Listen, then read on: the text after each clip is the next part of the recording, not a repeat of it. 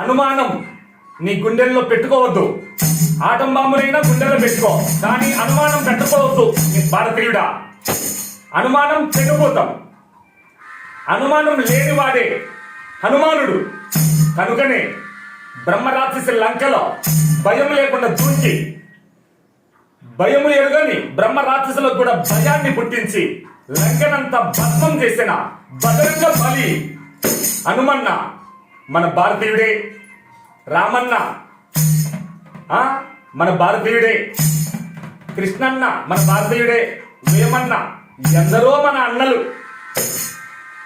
తెలుగు జాతి మనది, వెలుగు జాతి మనది. తెలుగులో అద్భుతమైన వెలుగుంది.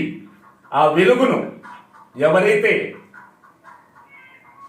దర్శిస్తారో అదే ఆత్మ దర్శనానికి మార్గం. చెప్పులోన రాయి, చెవిలోన జోలిగా, కంటిలోన నలుసు కాలిముళ్ళు, ఇంటిలోన పోరు ఇంత కాదయ్యా అన్నాడు వేమన్న. అంటే చెప్పులోన రాయి. మిత్రమా, చెల్లించే మనసు ఎప్పుడైతే నిశ్చలాకృతి ధరిస్తుందో ఆ నిశ్చలాకృతికి ప్రతీక రాయి. కనుకనే గురువు దగ్గర మొదట చెప్పే జ్ఞాన ప్రబోధాన్ని శ్రద్ధతో విని శ్రవణ మనన నిధిధ్యాసనలు చేసినప్పుడు నీకు చెలించే చిత్తం నిర్వికారమై నిర్వ్యాపారమై నిశ్చలమవుతుంది.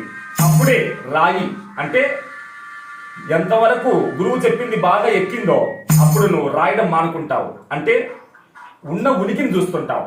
అప్పుడు నీకు చెవిలోన జోడిగా ఉన్న సత్యాన్ని చూసినప్పుడు నీ చెవిలో ఏమని గుసగుసలాడుతుంది? నిరంతరం సచిదానంద స్వరూపాత్మనని సృష్టి అది నిరంతరం మననం చేస్తుంది జోడిగా. అంటే సత్యాన్ని దర్శించిన మహాత్ముడు ఒక్క నిమిషమైన అన్యత భేద దర్శనం చూడక నిరంతరం అభేదంలో ఆరగింపు చేస్తుంటారు అభేద జ్ఞానామృతాన్ని. అప్పుడే కంటిలోన నలుసు అంటే ఆత్మ సాక్షాత్కారం నీలోనే నీకు స్వానుభూతి. కాలిముళ్ళు అంటే ఎన్ని జన్మల నుంచి నువ్వు వేధించిన దేహాభిమానం అనే ముళ్ళు భస్మం కాలిపోతుంది. అప్పుడే ఇంటిలోన పోరి చింత కాదయ. విశ్వంలో ఎటువంటి పోరు అంటే యుద్ధం రణరంగం విశ్వంలో లేదు, అది మనోరంగంలోనే ఉంది. కనుక మనసును ఎప్పుడైతే బ్రహ్మమయంగా మార్చావో బ్రహ్మైవ భవతి. అప్పుడే మిత్రమా విశ్వద అభిరామ వినుర వేమ విశ్వమంతా వ్యాపించిన ఆత్మ అభిరాముడు. అప్పుడు నీకు అర్థమై ఆనందిస్తావు. జై భారత్.